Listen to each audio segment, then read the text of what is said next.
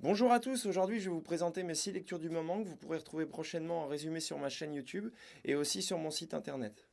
Voilà, en premier je vais vous présenter Paulo Coelho, La solitude du vainqueur. Donc c'est un ami qui m'a conseillé de le lire et je le remercie parce qu'il est vraiment génial. C'est un livre qui parle du culte de la performance, de la volonté d'avoir de la notoriété comme seul objectif de vie, du star system aussi. On évolue au travers de plusieurs personnages en fait qui ont à la fois des personnalités très différentes et en même temps des points communs vraiment très très proches. Voilà, j'ai presque fini de le lire, donc vous pourrez retrouver la vidéo très prochainement. Donc voilà, donc en deuxième, je vais vous présenter L'art de la méditation de Mathieu Ricard. Pourquoi je lis ce livre? Simplement parce que je souhaiterais progresser en méditation. C'est quelque chose pour lequel j'éprouve beaucoup d'intérêt. Et aussi parce que je souhaite être guidé par un pionnier du domaine pour éviter de tomber dans le piège de l'égotisme dans la méditation, de chercher à se flatter l'ego parce qu'on arrive à gérer peu à peu nos émotions. Et je veux surtout pas tomber dans ce piège-là. Il fait ouais, 150 pages. Je pense l'avoir lu d'ici 1 ou 2 semaines. Je vous présenterai le résumé prochainement.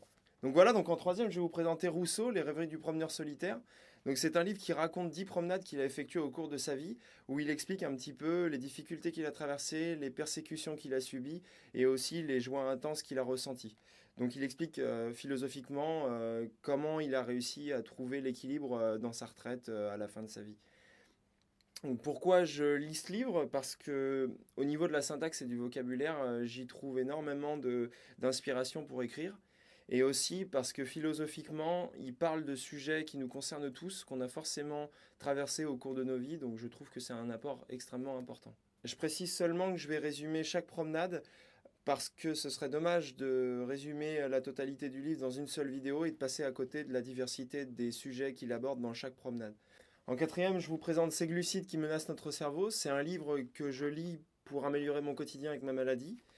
Il explique un petit peu les problèmes qu'on peut rencontrer face au gluten, quels sont les risques, les problèmes inflammatoires que ça peut causer, aussi le problème du sucre, des sucres raffinés, des glucides raffinés.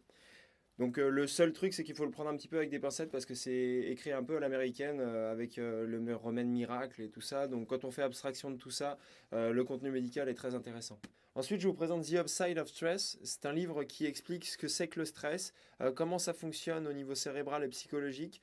C'est basé sur beaucoup de choses scientifiques.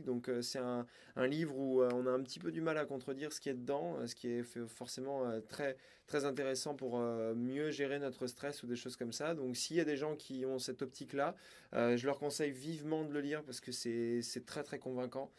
Pour les personnes qui ne parlent pas anglais, vous inquiétez pas, je m'occupe du résumé. Vous pourrez le retrouver prochainement sur ma page YouTube et sur mon site internet. Voilà. Donc pour finir, je vous présente 10 Days to Faster Reading. C'est un livre qui va vous donner des conseils pour lire plus vite, mieux comprendre et mieux mémoriser vos lectures. Ça explique aussi ces différentes méthodes pour pouvoir faire des pré-lectures de contenu, quel qu'il soit. Et aussi, ça vous permettra évidemment de savoir si le contenu que vous allez lire correspond bien à vos attentes. Donc pour conclure cette vidéo, j'espère que les contenus des livres que je suis en train de résumer vous plairont. J'essaierai de les résumer le mieux possible pour que ça puisse bénéficier à tout le monde, particulièrement les livres en anglais, pour les personnes qui ne parlent pas anglais. Si vous souhaitez lire les livres en même temps que moi et qu'on puisse après échanger quand je vais en parler sur Facebook et sur YouTube, vous avez les liens sous les vidéos où j'ai essayé de trouver les endroits où vous pouvez les avoir le moins cher sur le web. Voilà, j'espère que ça pourra vous servir. On se retrouve bientôt pour les résumés. À la prochaine!